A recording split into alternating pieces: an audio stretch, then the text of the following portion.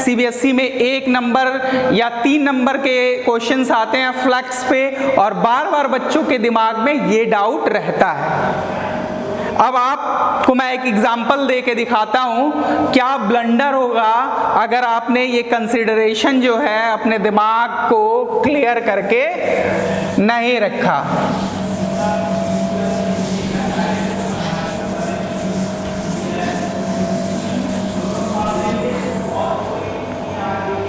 Consider a surface area whose area A is equal to 2 meter square and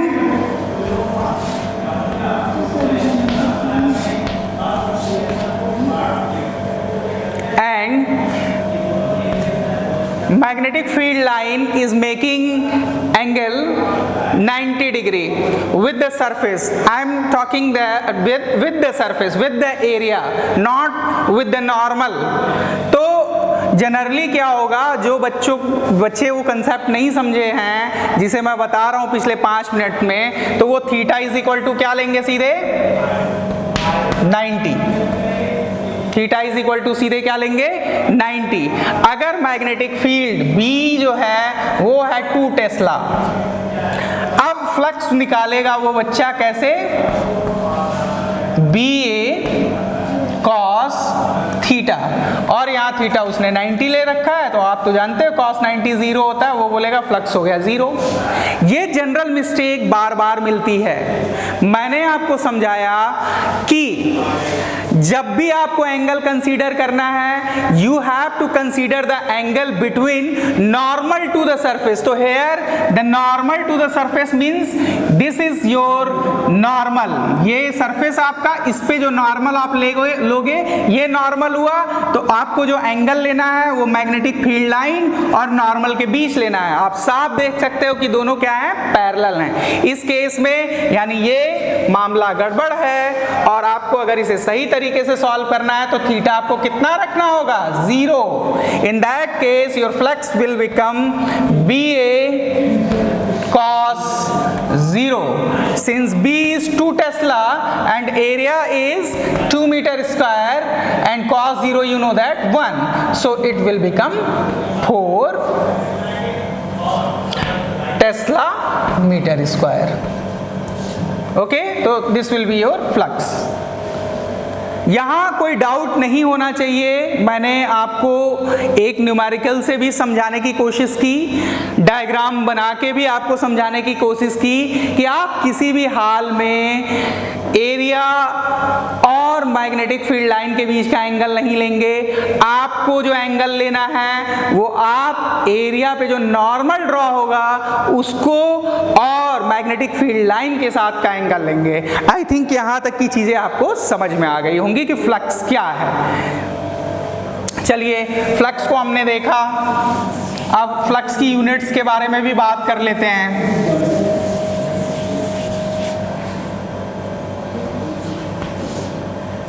flux की unit के बारे में बात करते हैं। तो we know that what is flux, it is BA cos theta. You know that the unit of B is Tesla.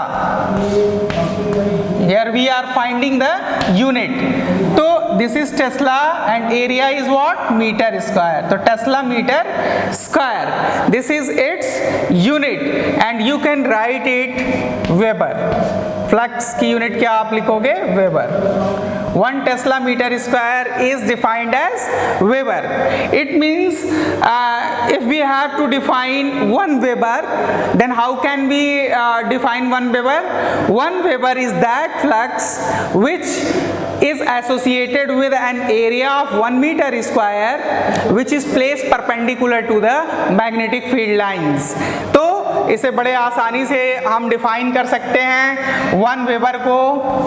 1 weber क्या होगा, आप मान लो कि हमने 1 मीटर स्क्वायर का एरिया लिया और इससे ये जो फील्ड लाइंस हैं गुजर रही हैं और कितना एंगल बना रही हैं, 90 डिग्री एंगल बना रही हैं सरफेस के साथ। या आप कह दो कि नॉर्मल के साथ कितना बना रही हैं, अगर इस पे हम नॉर्मल खींचे तो नॉर्मल के साथ कितना एंगल बना रही हैं, 0। तो आप अगर इसको डिफाइन करें, व्हाट इज 1 वेबर?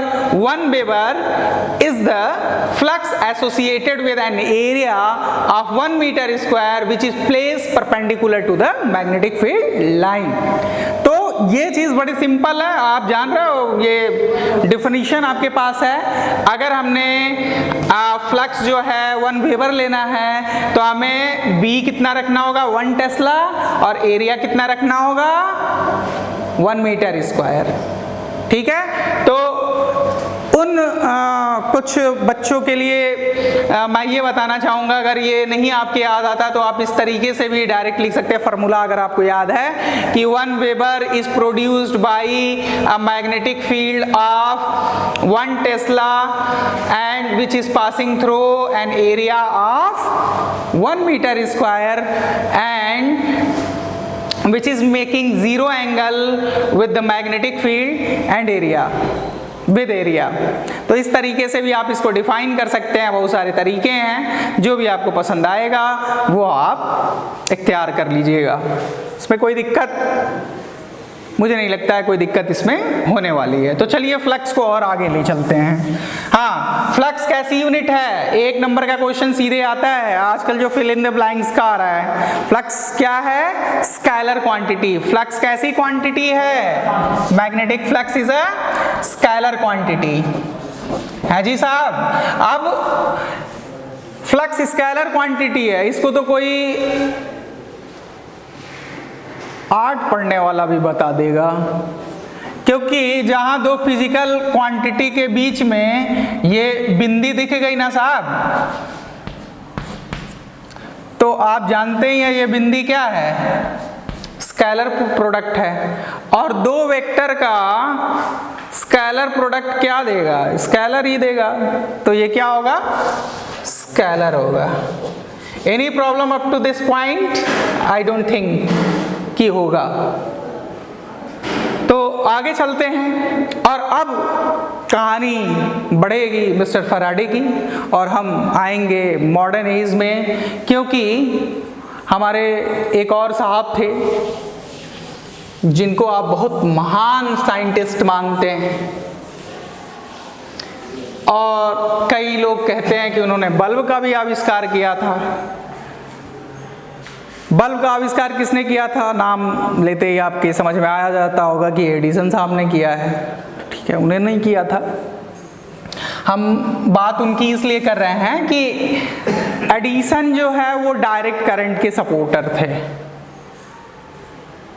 और फैराडे के साथ साथ अल्टरनेटिंग करंट जो कि आपके इलेक्ट्रोमैग्नेटिक इंडक्शन की इजाद है, उसके सपोर्टर रहे फैराडे के साथ साथ निकोला टेस्ला। फैराडे ने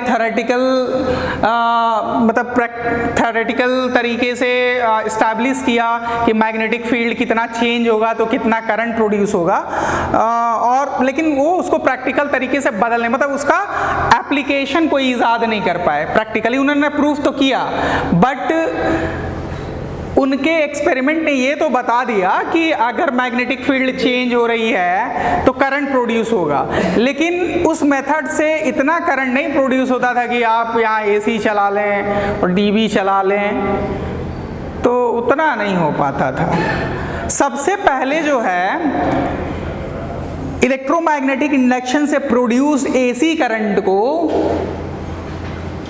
अप्लाइड तरीके से घर घर पहुंचाने का काम किया टेस्ला ने। तो चलिए अभी इस डिस्कशन से थोड़ा और आगे चलते हैं, और फैराडे साहब क्या वो शुरुआत जिसने एसी करंट की नींव रखी, उस पे हम डिस्कस करते हैं। तो चलिए फैराडेज एक्सपेरिमेंट के बारे में देख लेते हैं। हाँ, तो ये याद आपको पहले रखना है भाई कि फैराडे एक्सपेरिमेंट तभी आपके समझ में आएगा जब फ्लक्स आप समझ लेंगे, क्योंकि फ्लक्स चेंज होगा किसी भी तरीके से तभी आपका इलेक्ट्रोमैग्नेटिक इंडक्शन की वजह से करंट प्रोड्यूस होगा, ये याद रखिएगा। तो फ्लक्स हमने बताया ना, फ्लक्स क्या है? Flux is the total number of magnetic field lines crossing through any area place perpendicular to the magnetic field lines. ये एकदम आपके दिमाग में चढ़ जाना चाहिए, डायग्राम को अच्छे से मैंने आपको बता दिया है, एक दो बार प्रैक्टिस कर लीजिएगा। चलिए अब आगे चलते हैं और फैराडे के एक्सपेरिमेंट के बारे में देखते हैं। फैराडे साहब का एक्सपेरिमेंट क्या था?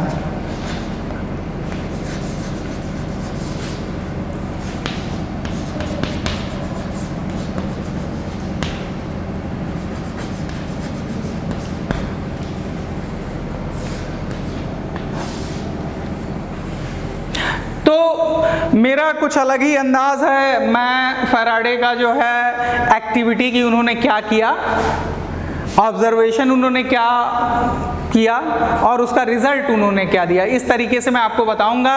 एग्जाम में आएगा तो आप उसी तरीके से लिखेंगे, याद रखिएगा। तो फैराडे का हम पहला एक्सपेरिमेंट देखते हैं। फैराडेज